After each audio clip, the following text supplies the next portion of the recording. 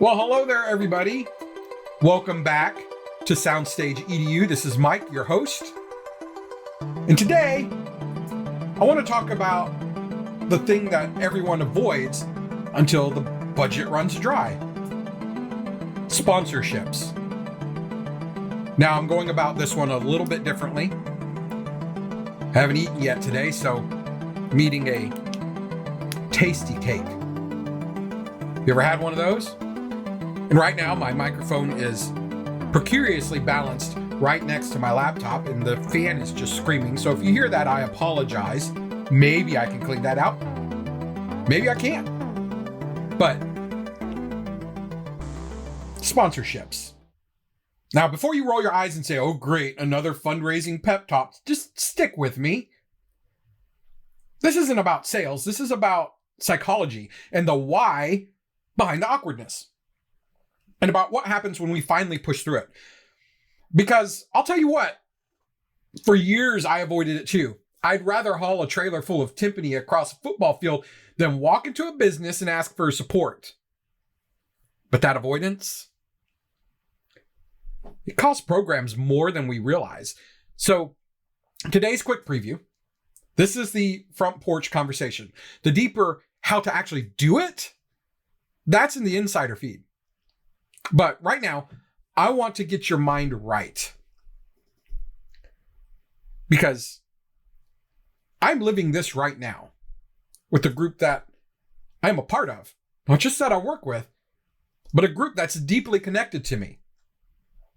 That's why I'm eating this tasty cake.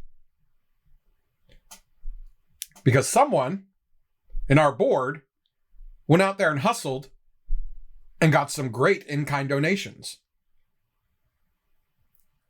Tasty cake. I never even considered that. But it sure helped. It filled our concessions for a show that's coming up. It gave our kids a treat on the final rehearsal notes night. The idea behind it was that sometimes those last day of notes are kind of hard. And so the previous director would give them all Little Debbie cakes. I just happened to have a board member who was connected to Tasty Cake. And guess what? 500 Tasty Cakes showed up. Because they wanted to help.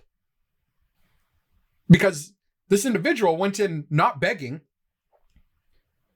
but just asking for someone to partner with us to help support these kids. So that's what we're going to talk about. Not cakes. Even though I shouldn't eat this, but I like it.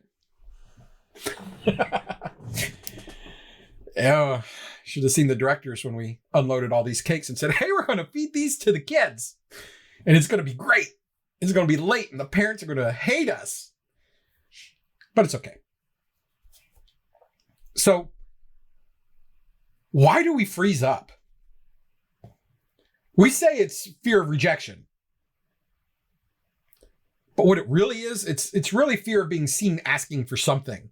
Because when you ask, you're exposed. It's vulnerable. You're opening yourself up for a no. And that's hard. Especially when you spent your life volunteering, giving, doing everything for the kids. Now suddenly you're supposed to ask for help? But here's the thing. You're not asking for help. You're offering opportunity. You're inviting someone into a mission that already has momentum. You're saying, hey, we're doing something amazing. Want to be part of it? That's not begging. That's leadership. The truth about all of this, guys, is that money is emotional. It always has been. And the moment you attach emotion to it, people freeze. But what if, instead of asking for money, we framed it as fuel? You don't apologize to the gas station for filling up the van before a contest, right? You pay for the fuel because it gets you to the destination. Sponsorships are the same thing. They're fuel for impact. So stop apologizing for needing them. start getting excited about what they make possible. When I reframed that in my own head, everything changed. Suddenly it wasn't, hey, can you help the kids? Can you help our kids? It was, we're building leaders here. Do you want in? Here's what most people miss about sponsorships. They're not just money. They're mentorship, their connection, their belief. When a business says yes, they're not just giving cash. They're saying, we see you. We believe in what you're building. And when your students see that, when your parent volunteers see that, that energy multiplies. You start getting better turnout, better morale, better community buy-in. The ripple effect of one sponsorship conversation can literally shift the culture of an entire program. That's what this masterclass is about inside of the SoundstageEDU Insider. Not just getting checks, but building partnerships that last.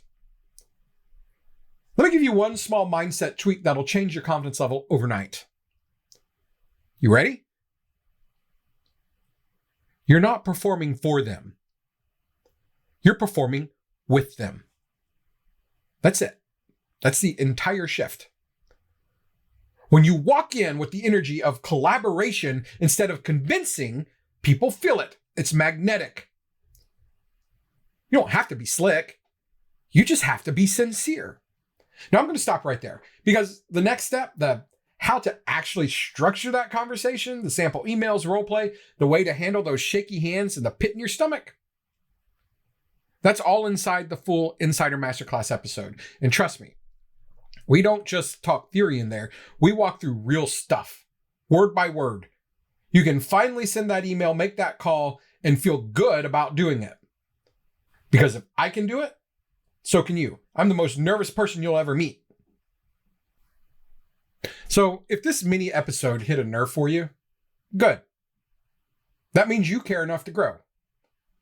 And inside the SoundstageEDU Insider feed, we're breaking this down in full. The real world how, the mindset work, the sample templates, the role plays, objections, the follow through, all of it. But more than that, inside of the SoundstageEDU Insider, you become part of a community that gets it. So if you got a friend, maybe another booster parent, choir director, theater volunteer, who's been trying to figure this whole sponsorship thing out, send them this episode and encourage them to join the Insider feed. Tell them, hey, this 10-minute episode thing, listen to it. I just listened to it. It might just change how you approach fundraising forever. And then encourage them to be part of the group. Because that's what we're doing here. We're raising the bar together. We're not just building budgets, we're building belief. We're not just raising funds, we're raising leaders. And that's the heartbeat of this whole thing. So go send this to someone who needs to hear it. And if you're ready to dive deeper, you know where to find us.